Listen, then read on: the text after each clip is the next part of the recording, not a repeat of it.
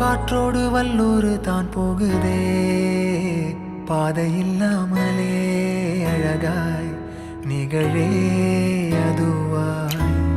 நீரின் ஆழத்தில் போகின்ற கல் போலவே ஓசையெல்லாம் துறந்தே காண்கின்ற காட்சிக்கு